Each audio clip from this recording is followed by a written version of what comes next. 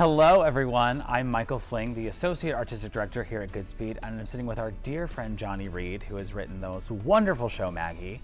There are tons of questions I think we all have, I know I have, after seeing the show, and we thought it'd be fun to get him on camera and talk about what's real, what's not, and find out the truth behind the story of Maggie. So thanks for doing this with us. My pleasure, Michael. Thanks for having me. So I think so many people who watch the show and know it is based on you and your family's story wonder which of the boys is your dad.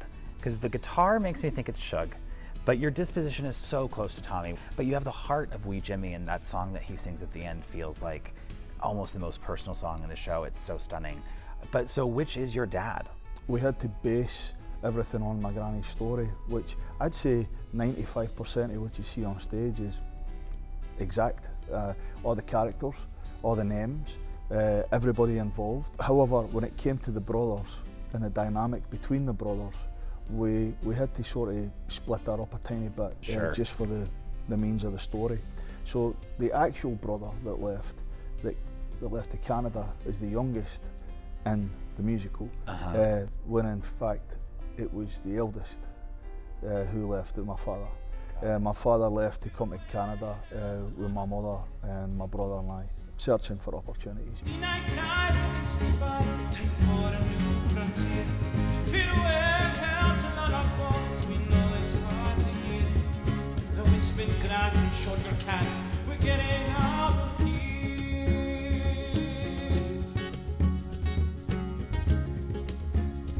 Me playing football, you making music, and neither of us staying here. That was the plan. Your music's brilliant. Come on, Tommy. Picture it. A red Corvette racing across the land. Next to you is Caughell. Well, looking mighty grand. Your hit song on the radio. Waving to your fans. So is Tommy's story based in truth? Like, what happened that inspired the Tommy storyline in terms of going to jail? Yes, there is truth in that. Whenever you sit down with any family, there's always the overachiever. There's always the baby. There's always a black sheep type character in a family, you know. So we wanted to make sure that the brothers were absolute individuals. Yeah. You know, and we wanted each individual to represent all the people that are coming to see it. Yeah. And Uncle Charles is based on a real person. Yes. He would be my great Uncle Charles. Okay.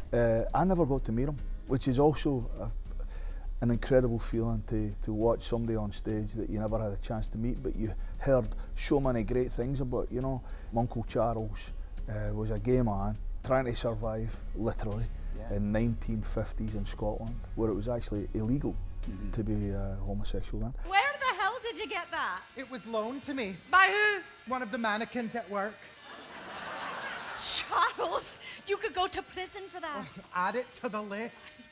We wanted to make sure that story was told here. He had to leave Scotland to go find his community, to find a place where he could be truly himself, you know, and because of that he flourished and had an incredible life, you know. So he's a very real character, the same as Jodi Parvin. So Jodi Parvin's a real person? Jodi Parvin's a real person. Did he really walk around in a Speedo? So the guy that used to walk around in a Speedo was a guy named Johnny Reid. The story was that every time the sun came out, Johnny would be walking around in a Speedo and a newspaper and a bottle of Iron Brew. Jodi Parvin! In the flesh! And more of it than I'd care to see. Now that you've seen the show in front of an audience, is the emotional center of the show still Maggie for you? Is it the brothers? Is it the community? What was kind of pulling at your heartstrings? I think that where I am in my life, you know, I'm 51, I have 4 children, all of which are, my youngest is now 14, my eldest 23, right? I'm at a stage where my kids are starting to leave, you know. Yeah. My house is starting to get quiet. I don't have those little feet running down the steps anymore. What kills me when I watch the show is how everybody leaves her. And in a weird way, Maggie is Scotland.